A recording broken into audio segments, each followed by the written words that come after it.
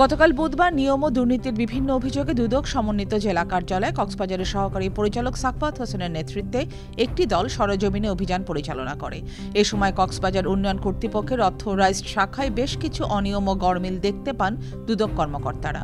অভিযানে এক ভুক্তভোগীকে ফোন দিলে সেই ভুক্তভোগী মুঠোফোনে দুদক কর্মকর্তাকে জানান 11,000 টাকা সরকারি খরচের জায়গায় 50,000 টাকা দাবি করেন এক কর্মকর্তা। আপনি একটা ভবন নির্মাণের জন্য কক্সবাজার উন্নয়ন কর্তৃপক্ষে আবেদন করেছিলেন। আপনি কি আবেদন করেছিলেন?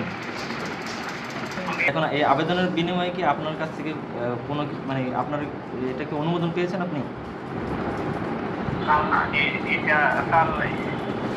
আমাকে স্যার অফিসিয়ালি স্যার আমাকে স্যার এই খরচ দেখাচ্ছে 11,000 কত টাকা। এখন ইঞ্জিনিয়ার কাছে স্যার দিতে বলতেছে।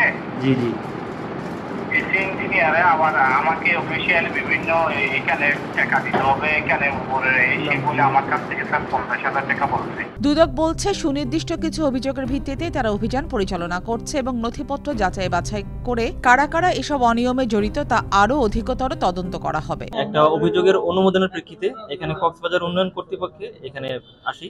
তারপর হচ্ছে আমাদের প্ল্যান মোতাবেক আমরা চেয়ারম্যান স্যারকে খোঁজ করি, তার কাছ থেকে এখানে অভিযোগের ব্যাপারে বক্তব্য নেওয়ার জন্য।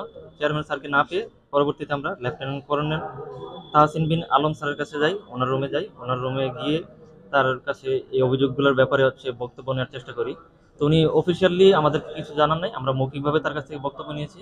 এখানে অভিযোগগুলো ছিল এরকম যে অভিযোগগুলো সুনির্দিষ্ট ছিল। অভিযোগগুলো ছিল এরকম যে এখানে কক্সবাজার উন্নয়ন কর্তৃপক্ষের যে অথরাইজড অফিসার রয়েছেন তারা এখানে ভবনের নকশা অনুমোদন দেওয়ার বিপরীতে গ্রাহকদের কাছ থেকে বা ভবন মালিকদের কাছ থেকে মোটা অঙ্কের চাঁদা দাবি করেন, ঘুষ দাবি করেন। আবার কোথাও কোথাও দেখা গেছে যে 5তলা ভবনের জায়গায় 6তলা ভবন বা 7তলা ভবন করে ফেলেছেন। এখানে তাদের থেকে কোনো প্রকার কোনো অবজেকশন আসে নাই, এটার কোনো পরিদর্শন হয় নাই। তারপর আবার অবৈধ স্থাপনাতে যে অভিযান চালানোর কথা ছিল, নোটিশ প্রদান করার কথা ছিল, তাদেরকে নোটিশ প্রদান করা হয় নাই।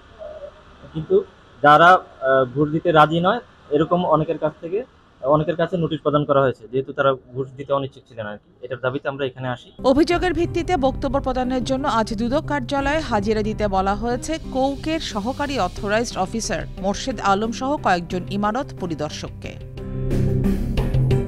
ফরহান আহমেদ, আনন্দ টিভি।